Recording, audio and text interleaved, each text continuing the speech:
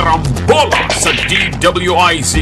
Programang sasaguhin ang iba't ibang isyu at mga balita. Karambola sa DWIZ.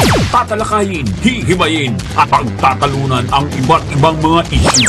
Karambola sa DWIZ. Programang pwede kang mag-woodshot, pero pwede ka rin mas-crash. At ngayon, narito na ang inyong mga karambulista at ang programang Karambola sa DWIZ. Kung lahat inyong programang Karambola sa DWIZ at ito yung kaibigan Jonathan de la Cruz. Siyempre kasama natin dito sa ating programa si paring Joel Laksamana. Magandang umaga po. Magandang umaga! Yan! Samahan po nyo kami hanggang mamayang alas 10 ng umaga dito po sa ating programang Karambola. Live po tayo dito sa DWIZ. Napapakinggan kami sa website na www.dwiz882am.com at pakidownload po ang inyong DWIZ app, DWIZ 882 sa iOS at Android phone. Live din po tayo sa DWIZ 882 Facebook page. Mayroon po tayong hotline 847-01750-254. Text line 0999-376-6768. Kayang-kaya, sir. Mukhang maganda. Mukhang maganda ang ano ng aking doktor. At tayo rin po ay mapapanood sa digital free TV Aliw 23. Ayan. Signal Channel 24, TV Plus For the Box, GB Plus 27 at GMA For the Box Channel 25. Available din po kami sa digital TV devices, TV receivers. Mangyaring paki-scan lamang po ang inyong digital TV receivers at digital boxes upang mapanood ang Aliw 23. Oo. Magandang umaga po. Basta huwag nyo lang kalimutan mag-like, comment, share, and love. Kung meron kayong hindi nagugustuhan o gustong i-comment sa mga issue, i-commentan nyo, wala akong problema. Maganda pong tayo'y ulinikan, maalaman kung ano nangyayari sa ating bayan at kung meron ho kayo nais na ipaalam sa amin, napakaganda pong pakinggan sa inyo at malaman kung ano po inyong nararamdaman at nais na iparating sa ating mga kababayan, hindi lamang po sa pamahalaan, kundi sa iba pang nating mga kababayan sa iba't ibang bahagi ng mundo. Yung ating kasamahan ay wala pa rin, si paring Conrad. Palagay ko, napakatindi ang kanyang land banking dyan. Land banking dyan. Panay ang kayod niya sa Fairway, dyan sa Cebu. Ay, teka, bubukid dun. Hindi, sa Cagayan de Oro. Cagayan de Oro, sorry, Cebu ko na Cebu. Dalawa kasi yung magagandang dyan eh. Huyan, PAL Interclub. Ano po yan? Annual activity ito ng Philippine Airlines. At nag-iimbita ho sila ng iba't ibang mga players from various clubs. Ewan ko kung anong club ang inire-represent ni paring Conrad. Pero baka, either Friday Club yan or Friday/Karambola Club. Kasi Friday Club sila nila, lahat ng mga kasamahan nila dyan. Sila Alex Santos, sila Igan. Kompleto yun. Yung mga yan, alam niyo po, ang mga golfer, they're curious breed para sa mga hindi nag-golf. Kahit na napakasama ng buong laro nila for 18 tuloy holes. Pa rin. Makapalo lang ng isang maganda, babalikan bukas. Yeah. Ganun yung mga yan eh. Tsaka, siyempre, ang kanila palaging binabanggit, lalo na sa mga misis at kaibigan. Hindi, nagpapapawis lang ako, kailangan natin yan. Tama naman po yun. Dapat talaga tayo nagpapapawis ng mabuti, mag-exercise ng mabuti. At pawis, naka-golf cart kayo eh. Tapos panay ang tambay nyo sa tea house, tapos may umbrella girl pa yan. Sorry, umbrella girl. Hindi naman kayo naglalakad eh. Hindi naman kayo naglalakad eh. Para naman kayo nag-Iron Man. Hindi naman ganun eh. Maganda yung naglalakad ka. Pero alam mo parang Joel, summer na eh. Kaya usually, ang summer, palagi maraming gawain yan, games, lahat, etc. Outdoor. Ay, marami. Nung huli nga akong nandun sa San Jose, Tarlac, dyan sa ating kaibigang si former Mayor Bengoy Yap, ang dami kasi nilang activities dun both sports, glamping, mountaineering, hiking, cycling. Magandang ginagawa ni Mayor, Bengoy. Yan ang tourism, eco-tourism program ng San Jose. Ayaw niya ng mining, ayaw niya ng, ano ba yung mga magugulong yung kailangan mo na ECC? Pero, study pala. Ayaw niya ng ganun. Pero Mayor, pagbigyan nyo na yung, kasi meron dyan yung malaking project ng NIA, National Irrigation Administration, yung balog-balog dam. Matagal na yun. Narinig ko yan, medyo mixed si Mayor dyan, bro. Kasi magdadam ng ng ilog, ng waterway. Actually, hindi namin napag-uusapan kasi huli ako nandun, sabong ang pinag-usapan. Oo. Ang gawin na lang natin, Mayor, kung po pwede, kasi naman kailangan din natin ang patubig at lahat. Para sa... advisean na lang natin itong NIA, National Irrigation Administration, si Administrator Eddie Guillen at saka si Senior Deputy Administrator Bobby Sugitan na ayusin yung kanilang lakaran ng pagdating ng spillway at lahat, pati yung pagdadam. Ako, ang advice ko yan, next time mapapadpad ako sa San Jose, mababanggit ko kay paring Bengoy, upuan mo yung mga PowerPoint at huwag kang maniniwala kagad na parang Gatwick o kung ano-ano dyan. Tingnan mo talaga. At saka, okay lang magtanong. Kung makaka-damage sa environment, definitely may mga bagong teknolohiya na ngayon sa pag-imbaka ng tubig. Susunod naman sila sa kailangan gawin. Susunod dyan sa inyo. Ang naging malaking issue dyan sa balog-balog. Ito po, balog-balog dam dyan sa Tarlac po. Nasaan to? Sa Upland ba? Sorry, hindi ko familiar sa geography. Ngayon, ang naging issue doon yung mga dadaanan ng mga IPs. Ayun! Naging malaking issue. That is always an issue. Mga indigenous people, mga kapatid, katutubo nating kapatid. Kailangan na pakinggan natin sila at alamin kung anong pwedeng gawin. Kasi, alam po nyo, ancestral lands yan mayroon pong ibig sabihin yan pagdating sa ating mga kapatid na indigenous. Tsaka ngayon naalala ko na kasi dati-rati hindi mo na itatanong yung anak ko, si Bronte, reporter ngayon sa Business World dyan. Nung nasa UP sila, outreach sila dyan sa mga katutubo dyan sa Tarlac, sa taas. Marami dyan talagang ang lifestyle nila, bro. Iba. It's really that. In fact, meron sila, maliligo sila, mag-hiking pa rin ng 1-2 kilometro. Pupuntahan yung ilog talaga. At masarap namang maligo. At masarap yun na kinakatakot nila, baka maapektuhan yung kanilang kabuhayang ganon, yung kanilang, di ba, ambience na ganon kapag nagkaroon ng dam.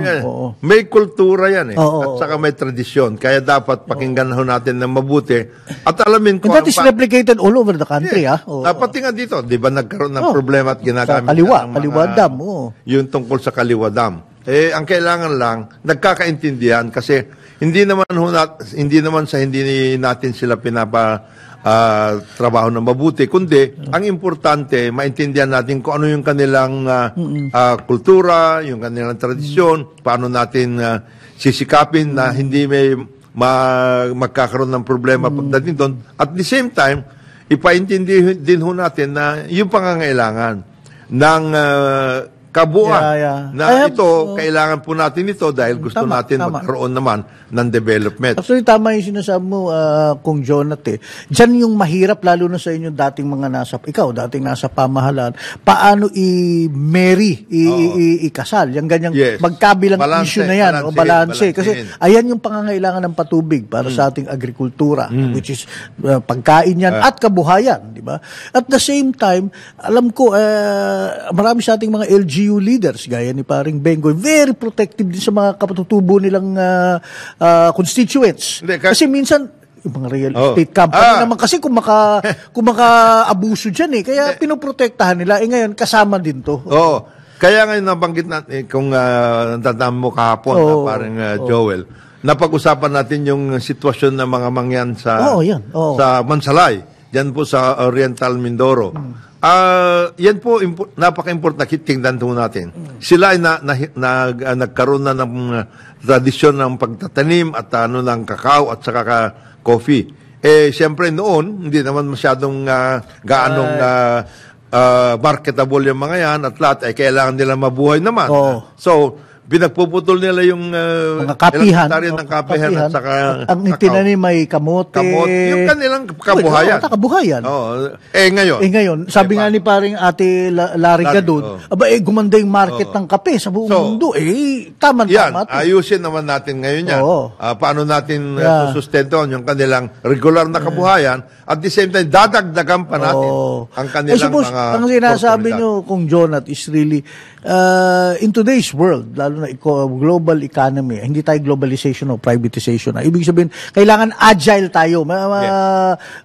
Binabantayan natin ang mga nangyayari sa paligid natin, di ba? Hindi magandang mag-stick dun sa mga traditional, ancestral, natin. Poprotektahan natin pa rin yun, yung kalikasan, pero kailangan din mag-adjust din tayo para sa kinabukasan. Palagi, as always, like in any society, alam mo naman yan na parang Joel, paliwanagan.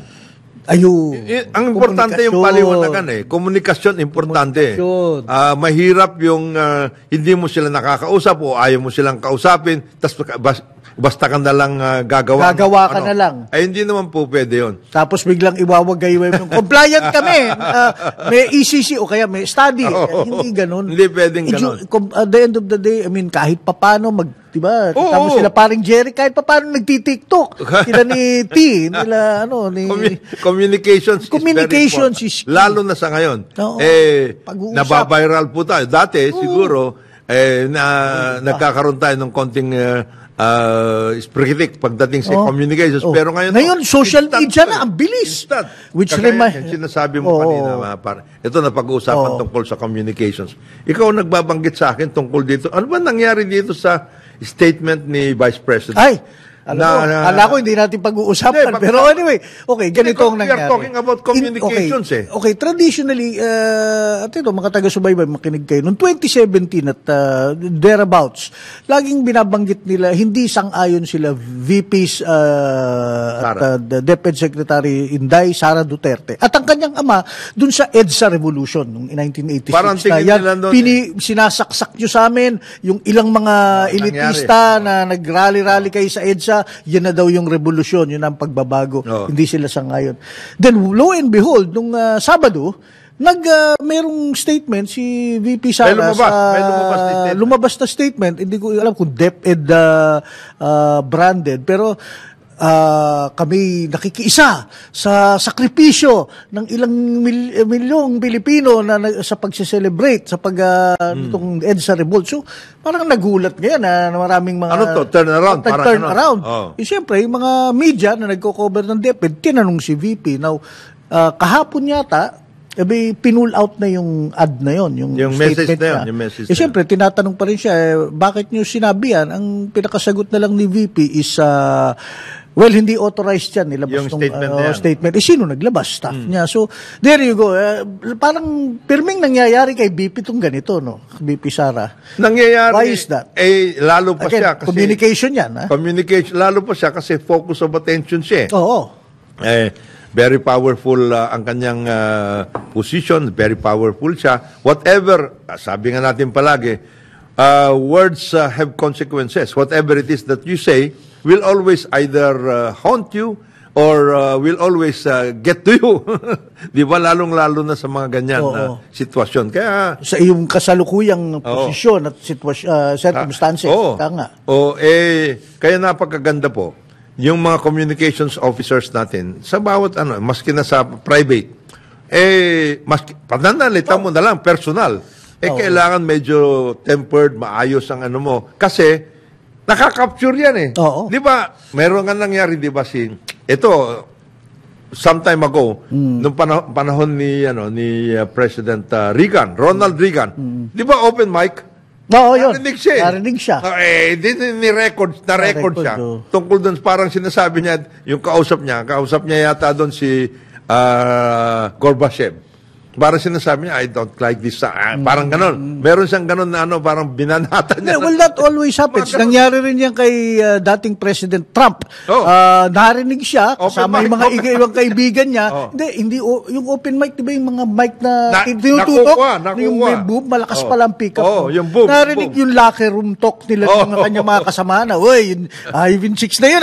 Yung ganon.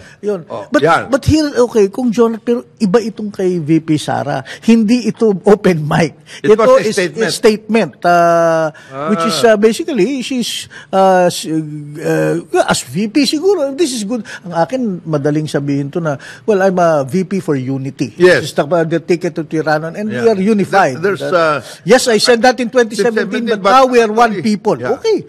Pero now to pull it out and say na no that was a mistake. Medyo, a bit of a problem. But then you are adding you are adding things all over again, and you are letting people recollect whatever you said in the past. Well, bakit importante ito? Kasi nung sinabi nga, lumabas yung statement na yun, agad-agad, ayan na kagad yung mga take na, siguro dahil lang doon sa away nila ni PBBM at ni Martin, nalagyan kagad ng kulay ni Speaker, gano'n.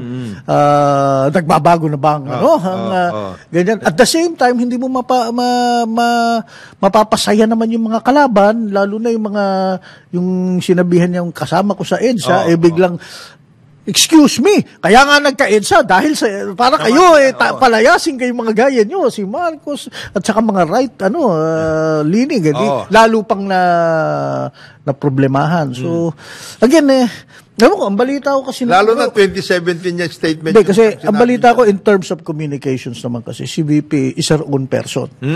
Mahirap siyang advisean pagka nasa isip niya isang bagay. Nanununtok. Hindi siya nanununtok. But what I'm saying is, ganun klaseng tao siya. That's her character. From the heart, walang plastikan din minsan si VP. Hindi. In fact, totoo, wala nga plastikan. Talagang wala. And I've heard that. Sa mga dati nating kaibigan na nagtatrabaho sa kanya, who are close to her, na ingat ka rin sa paglalapit ng advice sa kanya o mga hindi siya ganun.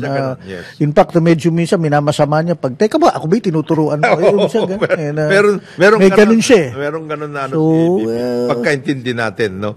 As a matter of fact, yung tungkol na lang sa ROTC, despite all the charges, etc.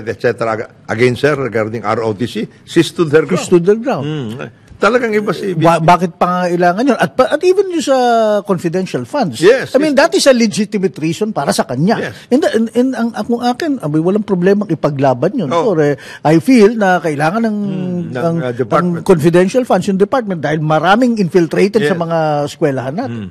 So, ayan, yung mga ganun. And then, the latest, of course, was nung nagkaroon ng konting problema tungkol dun sa nangyari sa Davao nung nagsalita si President Duterte the first time. Sabi niya, maganda yung sinabi ni Vice President. Sabi niya, I love and respect my father but there are certain things that I do not agree with him. Okay.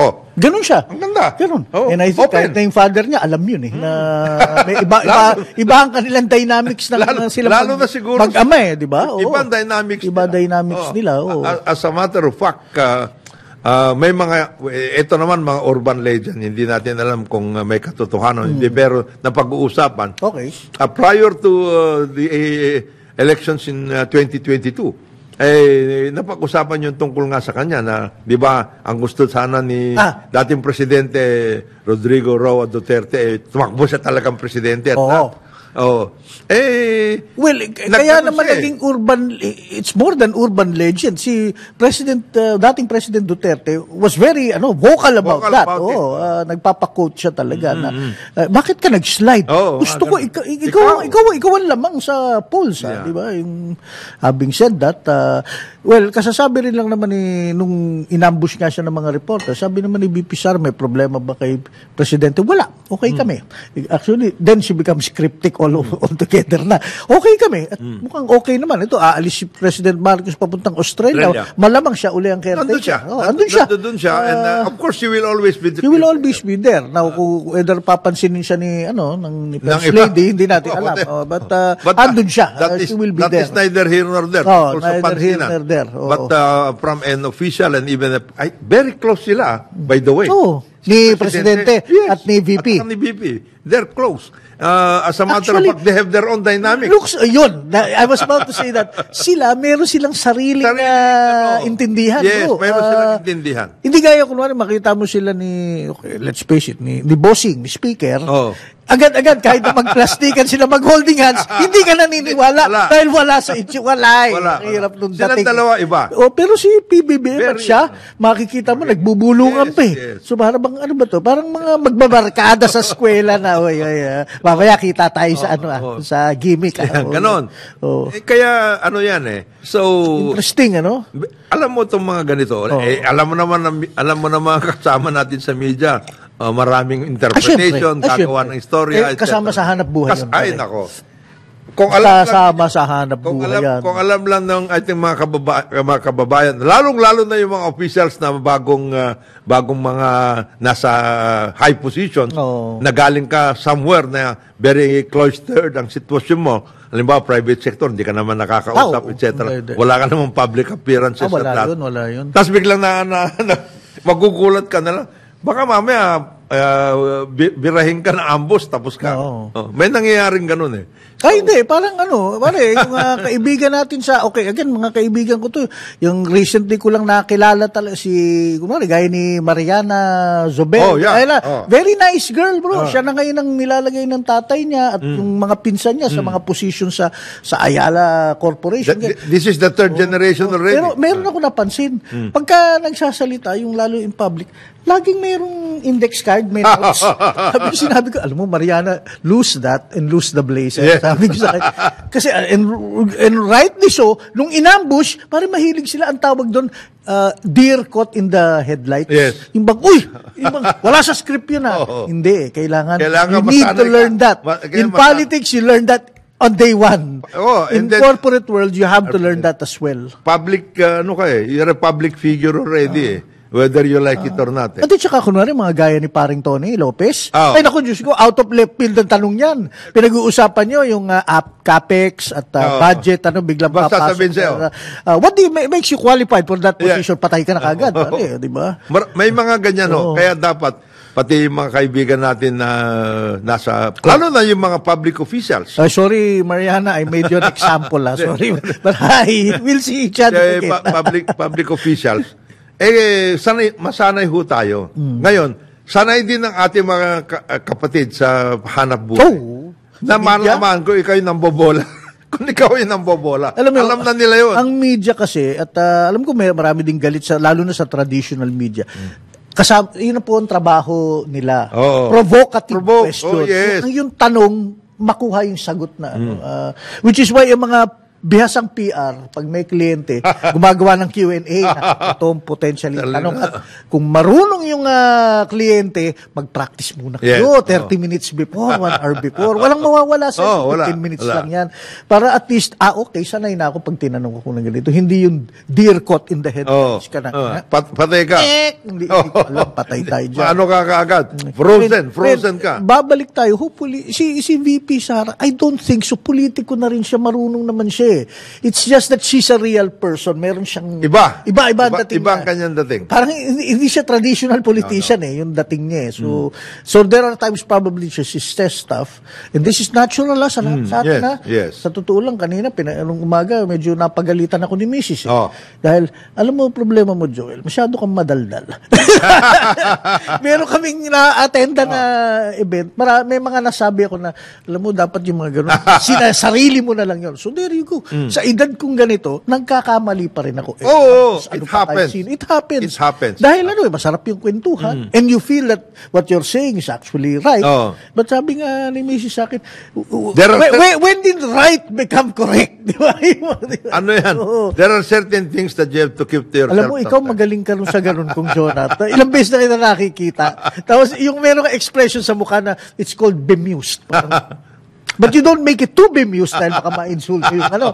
Pero basically, isang tingin lang sa'yo, naku, marami itong nalalaman, di lang nagsasalita. I should learn that. And VP probably should learn that as well. Especially since, she is on top of everybody's mind. At saka marami pang, mahaba pa to. Yes. But yun na nga, no, doon makikita ni BP na ang daming pitfall along the way para sa kanya. Dahil the person in the spotlight until 2020. Yes, she will always be there. She will always be there. Of course, ang sinasabi nga natin, people will always look at how she reacts to certain situations. This is in a sense. We're not talking about detractors hindi yung mga kontra sa kanya. Hindi lang yun. No. Pati yung mga talagang lalo sa Pilipinas, yung Marites, inaabangan talaga yung bawat ano niya. And then, saka this is also in a sense this is also a practicum for her. Oh, yeah. Kasi she's on the way to being the next leader of the country. She's on the way. I mean, you cannot disabuse anybody from that notion, no? Na talagang siya. You have to be prepared at any given time. Diba? Talagang quick. Remember that controversy yung teka, saan ba yun? Bumisita ba siya sa Taguig or something? Then napansin niya. Bakit ang dami nakasabit sa mga dingding ng eskwela? Tanggalin yan. I mean, that in itself, one could easily say na sana nagtanong-tanong muna siya, research, bakit ganyan. Pero hindi, this is from the heart. Teka muna, kung ako estudyante, maguguluhan ako dyan. So tanggalin yan. Ang dami niya kagad, ang dami kagad na reap na na harvest na kritisismo. Ang magaling, and I think he has learned a lot, of course, from being in Malacanang for some time, very long time before he assumed the presidency. Si President BBM, magaling sa ganyan. He knows how to handle things at any given. Nakita mo, he does not react immediately to certain things. Maski na anong gagawin mo sa kanya, no? Alam niya kung, in other words, there is such a thing as presidential stance. And he is in that mold right now. Ang time check, kayo naman, hindi ko nababasa yung sinasabi niyo dyan. Yung mga time check, hindi. Ang oras natin po, alas 8:31 na umaga, dito sa ating programang Karambola sa DWIZ. Balikan natin ang ating mga karambulista at ang programang Karambola sa DWIZ. Balik po tayo. Dito sa ating programang Karambola sa DWIC. Ito pa rin mga kaibigan, Jonathan De La Cruz. Siyempre kasama natin paring Joel Laksamana. Good morning, sir. Paring Joel. Padre, bago tayo mag-tackle ng seryosong... ito maganda light to, bro. Yes. But there is a lesson here somewhere, especially sa pamahalaan natin, particularly sa Department of Tourism. Siguro yung economic team, kasi it's a team effort. Yes. Unahin natin... si Taylor Swift ay pupunta yung sinasabi mo, the Swift effect? Oo, the Swift effect, bro. All systems go na, magko-concert, the Swift effect sa Singapore. Ang daming pupuntang mga dito sa Pilipinas, Hong Kong, Thailand, sa Singapore, March 2 to 9 sa National Stadium. Talaga, grabe, no? Grabe. Pero ang big, at saka lahat ng mga airlines may mga packages para sa Pilipino, manunood yung Wildest Dreams packages pa nga, meron sila sa Singapore, di ba? Yung bang, mahal din 50,000 Singapore dollars or $37 dollars. Lahat na yun. VIP tickets, fine dining, hotel suite, limousine transfer. Grabe ang oo. So, matindi ang But what interested me here is, galit yung mga ibang gobyerno, lalo na Thailand, Malaysia, Pilipinas, hindi masyado Hindi nagre-react tayo. Ang ginawa ng Singapore, nag-provide sila ng ang tawag nila grant na in effect, binayaran talaga si Taylor Swift. Para pumunta doon. Pumunta sa Singapore at exclusive lang. Huwag ka nang pupunta sa ibang bansa. Parang minasama ng mga ng Thailand yun. Magkano ang binayad ng Singapore? Magkano binayad? Siyempre, hindi sinasabi ng Singapore. But that must be in the millions of dollars of definition. Singapore kasi talagang business strategy talaga. Kaya Singapore Inc. ang tawag dyan and mula nung natapos ang pandemic, they've been rolling out the red carpet. Kila Blackpink, Harry Styles, Ed Sheeran, Coldplay played there, at si Bruno Mars, although dumaan din man sa pumunta dito. Pero ito lang yung nagkaroon ng exclusive. Oo. Now, sinasadya ng Singapore to, and ang pagkaalam ko, kasi I am familiar with this, tumira ako sa Singapore, sir. Talagang in partnership yan, yung Singapore Inc., umaandar na yung wheels of motion nila, yung tourism, government and the private sector. Yung mga, definitely, well, safe naman ang Singapore talaga, pero mga hotel, mga bars, mga restaurants, ready na talaga silang lahat. Now, hindi ko naman sinasabing maglagak ng napakalaking halaga ang Pilipinas, but therein lies the strategy. Naalala ko si Sunshine Joe Aspiras, lagi natin natatanong. Well, yes. They would, no, but this one, think of an idea, big one, market the bejesus out of it, and then come up with, okay, everybody ready na, hanggang yung pag-wall-in ng mga informal setters, kaya whatever, kasama na lahat yun. Actually, to make the event a success and to bring in the tourists. Actually, nauna na tayo sa ganyan. Nauna na tayo? Noon pa. Alam mo kung bakit. 1976 lang, we hosted the World Bank IMF conference in Manila. Oh, yun. Naalala ko yun. And PICC, ginawa yung PICC. Ang bilis, record. And then ginawa yung maraming hotels. At that time, there was a boom in so far as hotels are concerned. So, nauna pa tayo sa Singapore sa bagay. Ang tawag dyan yung mobilization of resources. Total. Yung Muhammad Ali. Agad-agad yung Ali Mall, tinayo. Natayo, lahat. With government support din yan. Yung tungkol doon sa Miss Universe. O Miss Universe dito sa Pilipinas. In other words, we had those grand schemes before. And I think it's about time after the pandemic for us to think about all of these things. To veer away from the tried and tested. Yung tried and tested, we will always do that. Ang importante yung mga ganitong events. Like for example, I understand na pumunta dito yung Rotary International. Okay. They wanted the Rotary International World Assembly in the Philippines. Siyempre, kailangan mag-usap kayo sa gobyerno dahil ang dami mong kailangan sa government for purpose coordination at lahat. Ewan ko kung ano nangyari doon. There are a lot of those things kasi if you're talking about Rotary International, for example, you are talking about immediately 10,000 delegates. 10,000 delegates plus family, etc. and everything. All of those things. Di ba pumunta rin dito Beatles? Oo. Yeah.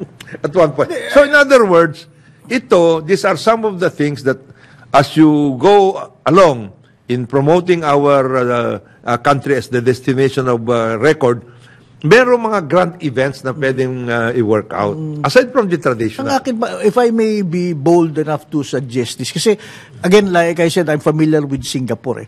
Hats off ako dun sa kanilang, management, marketing expertise. A lot of that is fueled by Singapore dollars, by the way. Pero tayo, binanggit mo na dati, ito Kong Jonathan, I remember sa Middle East, yung connection ng Nani at saka ng Royal, yung tayo, meron tayong personal relationships touch all over the world because of the Philippine diaspora. Yun ang magandang itap. Not just for tourism, but for other economic endeavors. We have actually advised diba? Nung pa. We make use of our diaspora. For a lot of things. Marami yan. Kasi personal, noon ng Pilipinas sa ganyan na personal touch. And people will always come because of the manner by which we handle our visitors, the manner by which we handle our friends and the like. No? Ngayon, whether investors yan o tourism, whatever, yun I mean, Singapore, they have that, okay, so they have the institutions, the management, pero alam mo, yun ang kulang nila, pare, sa totoo lang, I know that. Wala, masyadong wala yan. Peperahin nila, okay, wala, gayang kay Taylor Swift, okay, bayad yan, ayos, darating. And then, very, very, na siya yan. Kayo tayo, doon naman tayo to the extreme. We're so personal. To the point na, kaya pala pumunta dito mag-invest. Ang nangyari, inuna muna yung personal touch. Yung hosting, etc. and everything. Pakainin mo muna boodle fight yan, maya-maya. Okay, I'll sign on the dotted line na. Hindi natin, in other words, hindi tayo nakahanda sa ganun. Sign on the dotted line na, Brad, para matapos. Yung preparasyon natin pagdating sa investments, and I'm talking about investments, yung preparasyon kulang pa. Kasi, marami tayong gusto. The best example nangyari sa ganyan ay yung si Dado Banatao. Silicon Valley. Silicon Valley top guru ito, top notch na ano to. And he is a Filipino. He wanted to have something done in the Philippines and duplicate what happened to him in Silicon Valley. Ano nangyari? Sayang siya. He has been with various administrations many times kinulang ng follow-up lagi, di ba? Hindi nangyari yung pinag-uusapan at lahat, and then he could have set up a Silicon Valley in the Philippines totally. Nangyari kanya-kanya. Which is walang problema ron. Ayala set up yung mga dyan sa may UP. But then it was really more of real estate deals Hindi yung totality nitong rental sa nangyari. For example, right now, Parin Joel, and I hope the President and the Cabinet, and of course all our other friends in the private sector will be in sync in this particular effort. There is a big push from various sources for the Philippines to be a healthcare and wellness center. Okay? Ngayon. Natural yan. Natural na. Kasi touch natin, etc. lahat. And there is also an effort right now.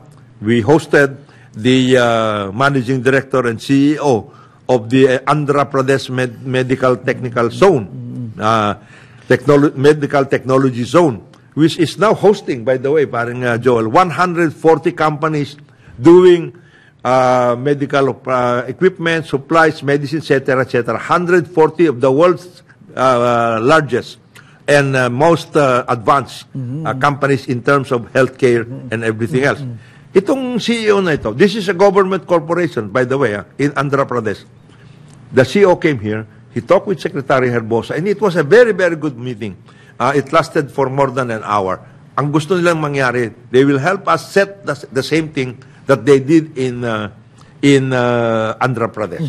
It's now the world's largest medical technology zone in the world. Natural yan. We have the expertise. We have the nurses, we have all the medical personnel, etc. and everything. I hope this will finally come to fruition. If I may ask, gaya niya, isang investor, anong hinihiling lang nila? Wag kayong magulo. yung pag-set up ng dyan is, we talk with of course, Secretary. Were they asking for land, 100%? Wala pa galit ba sila sa 60-40? Wala pa tayo doon. Ang sinasabi lang nila, ito yung aming pinagdaanan. Kasi India is as good in so far as yung Rumble is concerned. Alam mo, ibig sabihin ko, ang ibig sabihin niyan, sila rin, ganun din sila their democracy is as rambunctious as we are in the Philippines. Maano rin sila, marami rin galaw ng galaw, etc. Pero, it came to a point na sabi ng federal government, si Prime Minister Modi at saka yung state government. No, we are going to put up this thing once and for all para matapos na tayo. Sinagot mo na kung Jonathan, tanong ko, humihingi lang sila political will. Ito. Ayun, all of those things na kung seryoso kayo, let's get it done. Let's get it done. In other words, work out natin ito. Simple lang naman. Sabi, we don't need any other. All we need is number one, predictability, some assistance in so far as setting up all of this. Of course. And of course, part of the is availability of guidance from the government. Meron kaming kakausapin na totoong tao who will represent the entire government, not just the national agency, but the entire government, who will also have the ear of the president, and at the same time, who will put together all of the ingredients of putting up a successful export zone, so that we can move forward and attract all of these investors. O yun. Yun lang ang sinasabi nila. And the Gunjan government is ready, willing, and able to assist in setting up the same thing. Ano sila? Oo. Ang sinasabi sa akin na, and this is how China also... Yung bagay niyan, si Secretary Go, yung mga ganon. Yeah. Can do, guy who can facilitate open doors, pick up, make calls. Yung tatlo, Secretary Herbosa, because he's siya yung nakaka-intindi ng workout. And then, of course, Secretary Go and Secretary Recto. Finance. Para malaman kung ano bang pwedeng ibigay dito sa mga ito in terms of assistance, funding, and everything else. But ito mga ito, you don't have to, But again, that is a key example. Ang important, kagaya nito, we hope that in this in this administration, we will finally be able to do this thing and put it up together. Because we were the first, by the way, tayo inunahan natin itong mga kasama natin sa ASEAN. We were the first to put up an export zone in Maribeles. We were the first to put up the LRT-1, yung light rail transit in this area. And even these medical centers, heart center, kidney center, lahat nauna tayo dyan. Lahat. Whatever happened. Yun ang sinasabi natin. Tapos balik tayo, yung Miss Universe, mga Ali Frazier. All of these things. IMF, World Bank. Okay. Again, mabalik tayo. Nung panahon ni President Ferdinand E. Marcos kasi. Very focused. Focused. But he looked like the type of guy, he would call a meeting and then he doesn't really care about the politics. Okay, Bobby Ongpin help me out or whatever. I remember sa sports, okay, sabihin na, a lot of people cried na, ano ba tawag doon, yung kamag-anak. Si Michael Keon, ba't yung kinuha? Sa totoo lang, magaling yung tao eh. Probably he talked to his uncle and uncle, ganito. Okay, you do this. Ginawa nga. Diba? Things like that. May follow through. Yun ang workout. Halimbawa, we had a Philippine Energy Development Plan under Minister Velasco. Yun. Magaling na executive ito. At saka sabi niya, sir, if you want me to succeed, I have to do this. Ito yan. 1, 2, 3, 4. Ito mga magugulo. Ano yun natin? Maganda yung plano mo. Sige, pag-aralan natin na mabuti, etc. It starts again. Palagi natin sinasabi, with a plan. Where is the plan? Di ba? At plan na totoo. Hindi yung pupunta ka doon na meron kang science-based climate change or DT or something na 17 billion worth of investment is not overnight. Walang mga ganun-ganun. Concentrate and focus on certain things that you Kasi siguro, in-a-hurry din si dating Presidente Marcos doon. Di ba? Nag-martial law na ako. History will be judging me. You guys will be really going down with me if I go down. Gano'n na siguro. Although, I don't think he thought of going down. He really thought of going up, moving forward. Actually, maski na ayaw maniwala yung iba. Si President Marcos was maniwala nung iba. Yung mga ibang nagrarally dyan. Okay, sige. He is part of that generation that really, what we call nation builders. Di ba? Yan ang generation nila Sukarno, Suharto, yan. Panisinin mo lahat yan, dumaan ng panahon ng gera, no? Yes. Lee Kuan Yew. Nasanay sa Nasanay sila dyan. Park Chung-hee, to his credit, siya nagdala ng sa South Korea, despite the fact na, dictator yan, etc., etc., no? Si Tunku Abdul Rahman of Malaysia. Yan ang mga nation builders. By the way, the other thing that yung mga binanggit mo lahat na pangalan na yan, in the same breath, pansinin mo, regardless ng mga sigawang tuta ng USA, these were fierce nationalism. Yes. They know how to play the game. At damit, hindi to yung i-briefing nyo nga ako sa Hawaii ng SINPAC. Hindi gano'n, bro. Ano talaga? They really cared about the country. They were after a nation that they can be proud of. Nation builders Iba yung nation builders. And then they will not take any kind of hindi ho pwede. No. Pwede yan. Yung ganong klase. Yung ganong klase. Pwede yan. No. Tell me why. Ganon ng workout. pwede mo bang pagsabihan yung mga likes ni na Birata, ni na Paterno, ni Ong Pin, pare, magagaling yung mga yun. Siyempre, ano sila. And really, pare, despite all the things that have been said about, sila yung nagdila. The best example, na isa rin nasayang, it was already there, we were already on top of the world, etc. as far as the coconut industry is concerned. Sayang. Now we will have to go back and rebuild the whole thing all over again. Why? Because for 36 years, nawala. Nawala yung, our advantages were slowly but surely nawala. Sayang yun.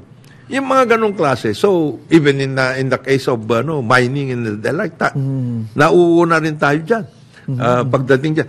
There was an effort from the very start of nickel processing. That is the reason why in Mindanao, meron doon yung island itself, na Nickel Island. Okay. There was already an effort to develop. Doon ilagay yung processing. Katabi talaga nung production facility. They already have a plant. Para pag in-export mo, gawang produkto na. Hindi yung i-export mo, bulto-bultong And then you have material. the 11 basic industries. Yung mga ganong klase. So, okay. So, I mean, I think thinking of agad-agad 11 basic industries might be a huge jump. Yes. At least unahin natin mga quick doables na andyan na. Low hanging asabi mo yung Andhra Pradesh, yung mga ganun ba? Mga workout na. And then I remember you were discussing may mga Chinese investors who want to go into rural farming na major sa mga ilang probinsya natin. Matagal na pinag-uusapan nito. Why don't we high-tech farming pala.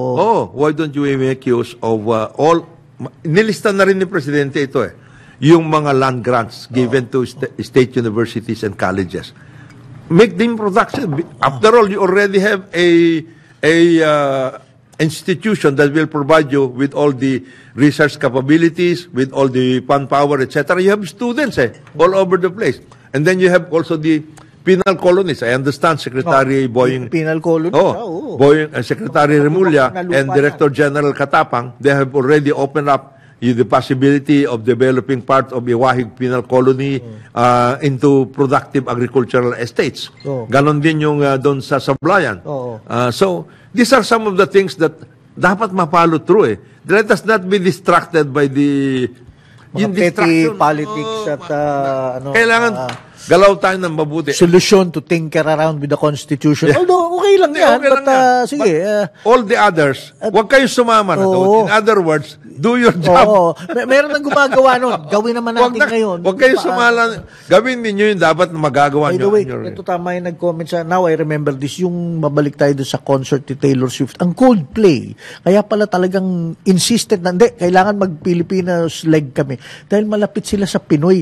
Nung panahon daw na hindi pa sila sikat, Nandito sila. At in-entertain talaga sila na dito ng mga Pilipino. At nagkakakain pa nga sila ng fishball at ng street food. Gusto nilang balikan yon. So there you go Yung relationship building, and I'm sure Sunshine Joel probably did that a lot because he wasn't really a management guy. He was a journalist. He was a relationship builder. Yes. So, and he came up with projects like that. Siguro meron siya mga staff, mga whiz kids. Pero at the end of the day, it starts with merong ang kakilala. In the final analysis, it is a relationship. You are talking about relationships, pare. Always yun. Laging ganun. You have to understand gusto bumalik sa Pinas dahil may kilala ko. Kaibigan ko yan. Ang ganda ng feeling ko nung kasama ko siya. Yung ba talagang ganun? Nag-inuman kami ng beer yan. Whether it was somewhere out there or in New York or something hanggang dito. Maraming ganun. As a matter, for a long time, yung mga artista, hindi natin alam, nandito pala. Nandito na. Maraming ganun. Dito na pala, nagbakasyon na rito, na. Then, I'll give you an example. 2 weeks ago, nakipag-usap ako sa isang, very simple lang. He is nasa akin yung card He is the president and CEO of an IT company, Saudi Arabian IT company. So nag-usap kami. Gusto niya magtayo rin ng maliit na company dito, makikipag-ugnay, etc. and everything. And he wants to set up, set up an RP, Philippine-Saudi business conference or business parang group. Okay. Parang chamber. At sabi ko, that's a very good idea. Why don't we do this, etc., etc., and everything. He was brought to my attention by a lady lawyer. Sabi ko, okay yan, maganda. How did you come to know all of these things, and you are visiting the Philippines, you want to do something about it. Sabi sa akin, sir, I have very good friends in the Philippines, ganito, ganyan. And of course, I may finally get married in the Philippines. So how are you? Siyempre, ako naman harabas. So who are you going to marry, etc. Sabi niya, she is my fiancé. Yung abogada. Ganun ba? Pare, ang sabi sa akin ng kanyang fiancé, they are going to get married, totoo yun, they are going to put up that company, etc. Sabi niya, sir, he's related to the royal family. Kita mo? Ganun ba? Napakasimpleng tao.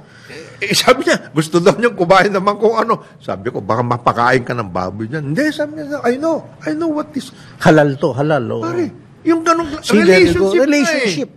Yun ang pinag-uusapan natin. Pare, aanuhin na lang nating relationship. Ito, naalala ko, nag-text sa akin, nakilala ko ito isang araw, si William Josol. Pare, ito, Grab driver. Si William. Alam mo bang itong si William Josol, pare? Simpleng tao lang to, Grab driver. Kahit na winawalang hiya siya ng Grab, pare, sa mga hatian, saka mahalang gasolina. Alam mo, this guy has contributed hindi lang natin na kailangan quantify ito sa investment at saka sa tourism dahil minsan sa ganda ng ugali, personality, itong mga bisita natin, babalik ako sa Pilipinas dahil they have the best taxi drivers or Grab drivers in the world. Dahil all because nung tinanong ko si William, hindi ka ba naro-road rage sa traffic na, sir, walang mangyayari sa atin. Yan basta gawin lang natin trabaho, maging mabait tayo sa tao at umiikot yan. Sabi niya, totoo nga naman pare, may mga suliran nitong tao sa buhay, yung anak niya may sakit, bumabalik ang grasya sa kanya. At hindi lang niya alam, nakakatulong pala siya sa ekonomiya. Alam laki. Ito, another example, di ba si Presidente, he went to Saudi Arabia. At they had a very good conversation, etc. with and very friendly ang Saudi, yung Crown Prince. So he's known to be very, very strict, etc. Sabi niya, lalo na sa mga puti siguro. Intimately, sinabi nung Crown Prince Mohammed bin Salman, sabi niya, Mr. President, my second mother is a Filipina. Talaga? Kasi inalagaan siya.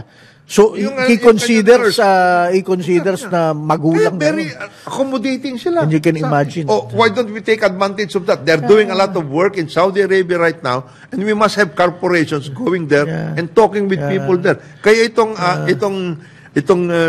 prinsipe na ito belongs to the royal family. Kakausapin ito, sabi ko sa kanya, there are a lot of things that we can do together. The point is, pwedeng manganak yan in future na opportunities para sa Pilipinas. Again, my point is this. Okay, sige, kudos sa concert ni Taylor Swift sa Singapore, but that is an out-and-out business deal. Sa totoo lang, cold dyan, wala silang relationship ng Singapore. We can do infinitely better. Baka kung sino pa maimbita natin, both investor o entertainer, all because dahil tayo Pilipino. Maganda yung ating relationship. Maniwala kayo dyan. Napapaibig mga ito Sabi napapaibig, pare. Which reminds me, pag bumalik tayo, nakalunch ko.